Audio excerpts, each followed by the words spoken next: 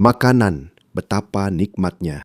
Tidak peduli sekuat apapun sebuah tentara, seharusnya mereka tidak akan bisa berfungsi jika para prajurit kelaparan. Ukraina menyadari hal itu dan baru saja mengambil langkah cerdik untuk membuat tentara Rusia kelaparan. Ini bukan lagi soal membunuh langsung atau melumpuhkan infrastruktur militer. Ukraina baru saja memberikan pukulan telak kepada Rusia yang begitu dalam hingga merobek perut mesin perang Putin. Satu hal yang tak bisa hidup tanpa oleh sebuah tentara kini sedang terancam dan dampaknya sudah mulai dirasakan bukan hanya oleh tentara Rusia tapi juga di sebuah semenanjung yang telah diduduki secara ilegal sejak 2014. Kami membawa Anda ke Chernihivka, Ukraina Selatan.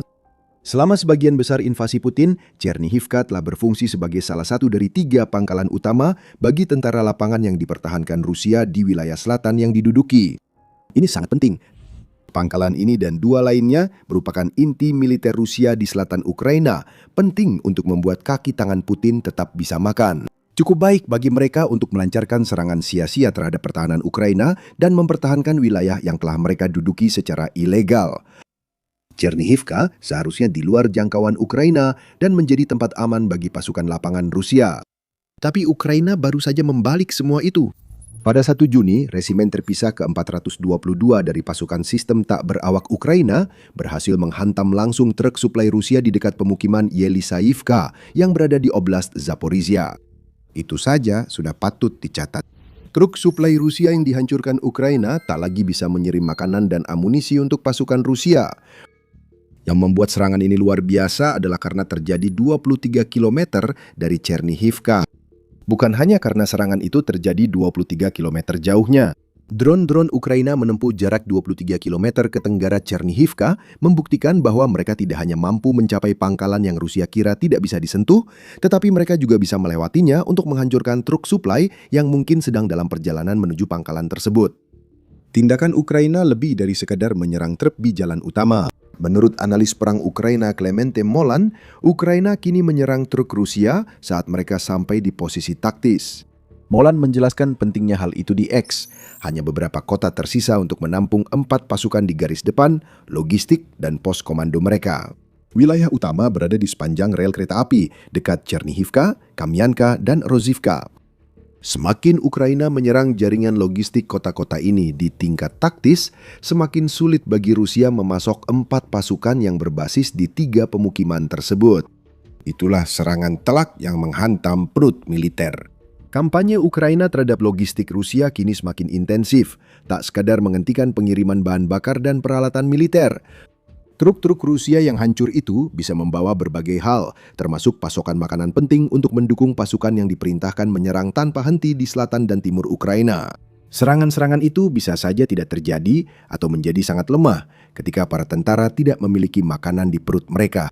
Sisa-sisa truk suplai yang terbakar 23 km di tenggara Chernihivka adalah pesan keras kepada Rusia bahwa 4 tentara lapangan sekaligus kini terancam dipaksa mundur dari posisi mereka karena kelaparan. Disinilah situasinya menjadi sangat serius bagi Rusia. Jika ini hanya cerita tentang 1 truk suplai yang terbakar, maka itu tidak akan terlalu berarti. Truk suplai yang hilang merugikan Rusia, tapi tidak cukup melumpuhkan 1 pasukan, apalagi 4. Tapi ini bukan hanya 1 truk, melainkan ratusan truk.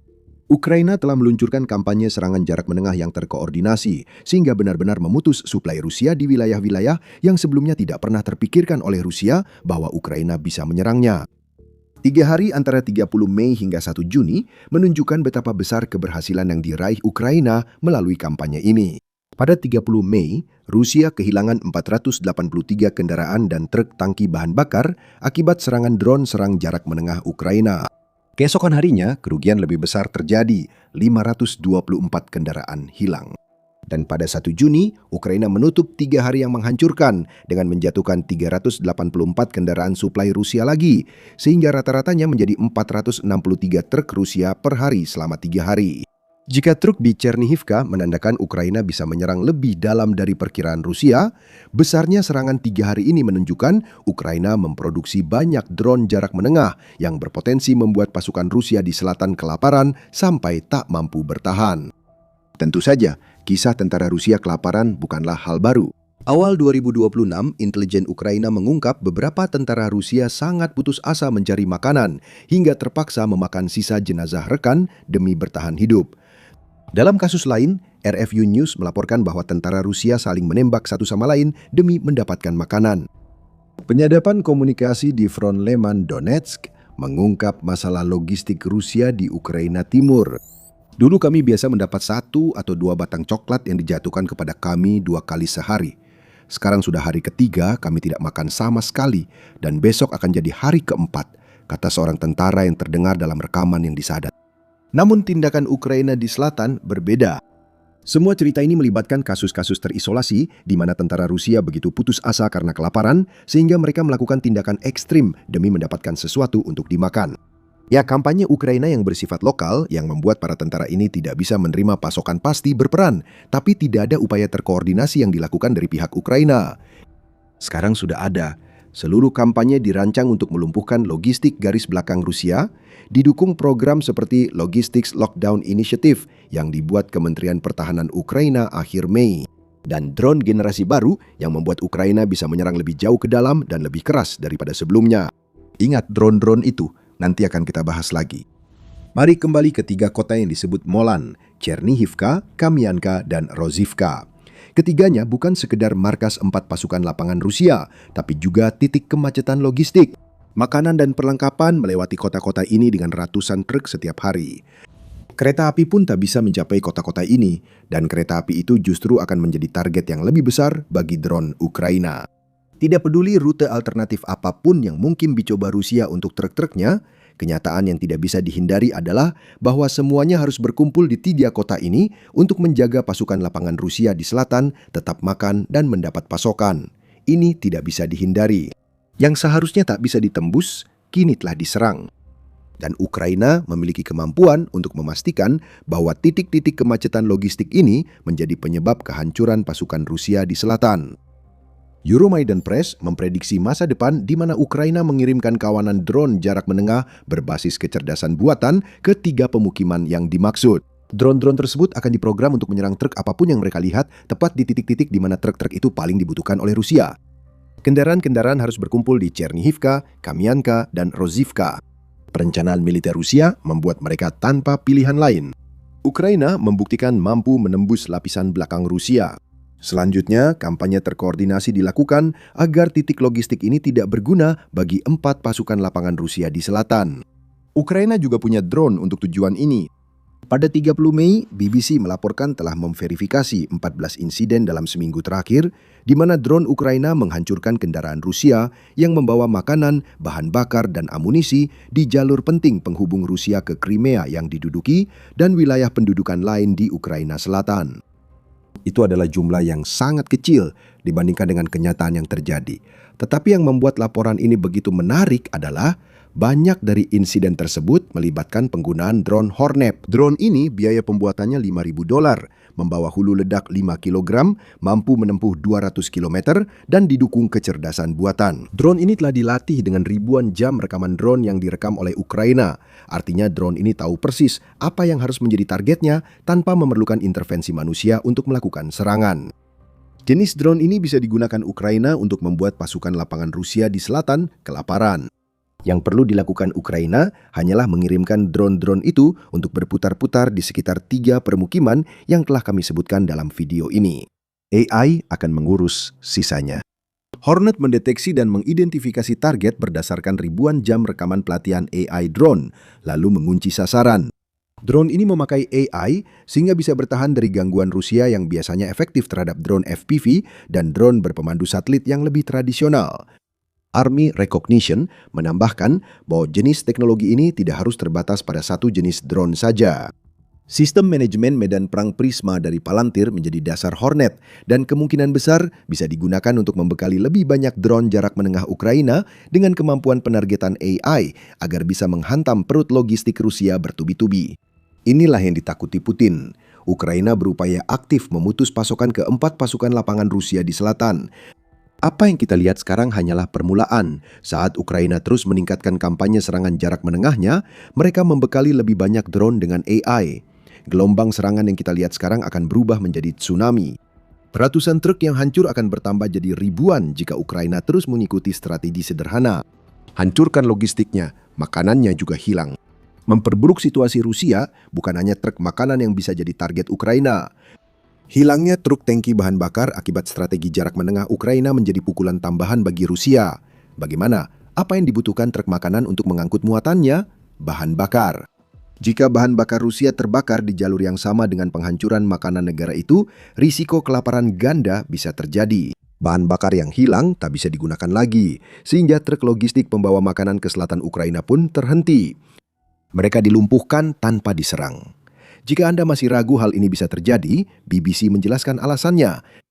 Terdapat kekurangan bahan bakar paras di Crimea, sehingga SPBU membatasi pembelian bahan bakar maksimal 20 liter per kendaraan. Bahan bakar itu tidak cukup untuk membawa truk makanan dari Crimea ke wilayah selatan. Setiap kali Rusia mengirim truk solar atau bensin ke jalur yang menghubungkan Crimea ke Ukraina selatan yang diduduki, itu sama saja mengundang serangan drone Ukraina. Ngomong-ngomong soal Crimea, wilayah yang diduduki Rusia sejak 2014 itu juga jadi sasaran serangan Ukraina. Ketika Ukraina mulai kampanye membuat tentara Rusia kelaparan, masalah pangan makin parah di Crimea. Sebelum membahas lebih jauh, ini The Military Show. Kami sajikan gambaran lengkap, bukan sekedar berita utama. Berlangganan sekarang agar Anda tidak melewatkan video tentang kondisi tentara Rusia di Ukraina.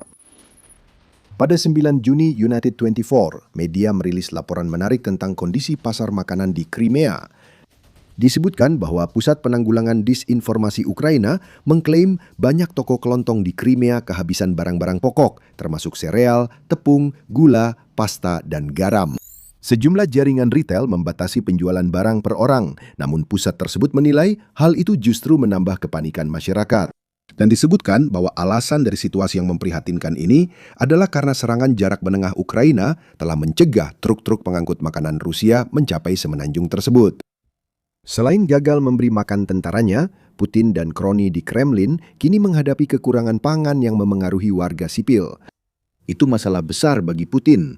Meski pemerintah boneka di Crimea berpura-pura tak ada apa-apa, mereka tak bisa menipu warga yang melihat rak supermarket kosong.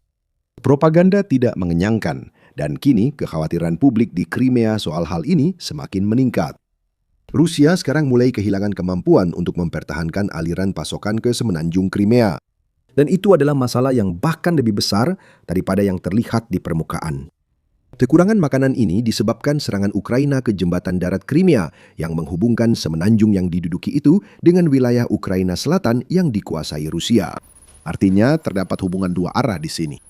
Pasokan dari wilayah selatan tak mencapai Crimea. Itu sudah jelas. Namun, Rusia juga memasok Crimea dari daratan utama, sering lewat jembatan Kerch. Pasokan tersebut kemudian dikirim melalui jalur pasokan yang sama persis yang diserang oleh Ukraina saat mereka menuju wilayah selatan dan dalam banyak kasus menuju titik-titik sempit di Chernihivka, Kamianka, dan Rozhivka. Kamu bisa melihat kemana arahnya. Pertama, warga sipil di Crimea yang akan melihat pasokan makanan mereka berkurang karena Rusia akan memprioritaskan pengiriman makanan ke garis depan. Namun pada akhirnya, itu pun tidak akan berhasil lagi. Ketika Ukraina meningkatkan serangan jarak menengah, pasokan dari Crimea ke wilayah selatan terputus. Keempat angkatan darat itu kelaparan dan akibatnya serangan Rusia di selatan dan timur Ukraina pun melemah. Ukraina tetap memiliki kekuatan besar. Saat ini mereka mencekik Rusia di seluruh wilayah yang diduduki, bahkan lebih dari itu. Ketika empat angkatan darat di selatan bergulat dengan kenyataan bahwa Ukraina dapat menghancurkan pengiriman makanan mereka kapan saja, dan para penjajah Crimea mendapati diri mereka menatap rak-rak supermarket yang kosong, masih ada masalah makanan lain yang sedang terjadi. Masalah-masalah ini tidak berdampak pada wilayah yang diduduki, melainkan pada Rusia sendiri. Sekarang, kami tidak akan berargumen bahwa Rusia sedang menghadapi jenis kekurangan makanan seperti yang dialami para penjajahnya. Itu akan menjadi kebohongan. Namun yang terjadi di Rusia adalah 4 tahun peperangan telah melumpuhkan ekonomi negara itu sehingga harga makanan naik ke tingkat yang tidak bisa dijangkau oleh rata-rata warga Rusia. Makanan masih tersedia di toko, namun harganya melonjak karena inflasi, membuat warga Rusia semakin sulit membeli makanan dibandingkan yang mereka alami dalam waktu yang sangat lama. Yang kita lihat di sini adalah Ukraina bahkan tidak perlu menyerang langsung perut Rusia untuk membuat negara itu kelaparan. Serangan padahal terkait Rusia sudah cukup, sementara Ukraina terus memperburuk situasi bagi Putin dan rakyatnya setiap hari saat berhasil mempertahankan diri dari invasi itu. BBC mengungkap besarnya masalah inflasi pangan Rusia dalam artikel Februari. BBC berbicara dengan seorang spesialis periklanan yang berbasis di Moskow yang mengungkapkan bahwa anggaran makanan bulanannya telah naik dari $450 menjadi $555, yang berarti kenaikan sebesar 22%. Lonjakan harga besar itu dialami Alexander hanya dalam waktu 1 bulan, bukan selama beberapa tahun. Jika dilihat lebih luas, harga hampir semua kebutuhan pokok di Rusia melonjak tajam antara 2024 dan 2026. Kentang dan coklat adalah yang paling parah karena harganya naik masing-masing sebesar 167% dan 125% dalam 2 tahun. Tapi kemanapun Anda melihat, ceritanya hampir sama. Harga susu di Rusia naik sebesar 59% antara tahun 2024 hingga awal 2026. Kacang kaleng sekarang harganya 55% lebih mahal. Keju naik 50%, dan bahkan roti tawar biasa membuat orang Rusia harus membayar 45% lebih mahal di tahun 2026 dibandingkan tahun 2024. Inilah biaya perang di Ukraina bagi Rusia yang jarang terlihat. Kelaparan di garis depan kini disertai lonjakan harga pangan yang tak berkelanjutan di daratan utama. The Moscow Times juga memberitakan masalah ini pada April.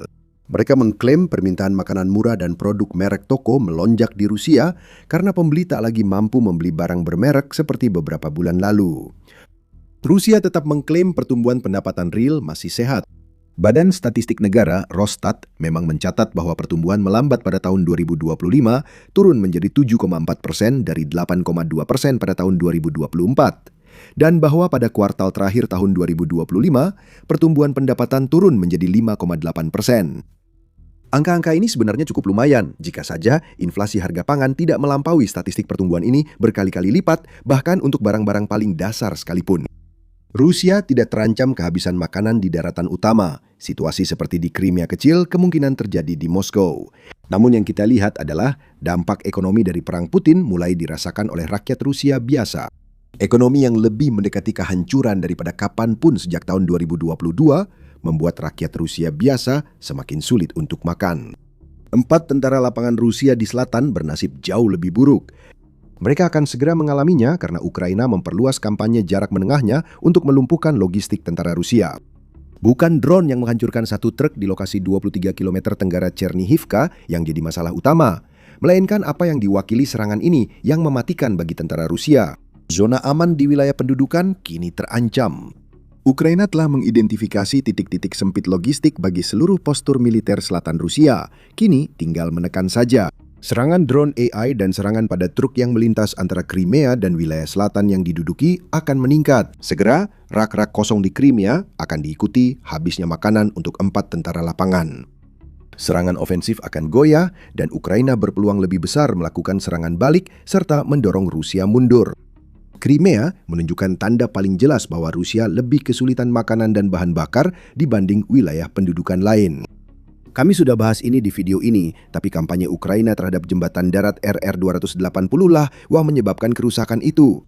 Untuk pertama kalinya sejak 2014, pembebasan Crimea tidak lagi terlihat seperti mimpi yang mustahil. Ini tampak seperti kampanye berkelanjutan untuk mengembalikan semenanjung ke Ukraina. Tonton video kami untuk info lebih lanjut. Jika Anda suka, jangan lupa berlangganan The Military Show untuk konten tentang masalah kaki tangan Putin di wilayah pendudukan. Terima kasih telah menonton.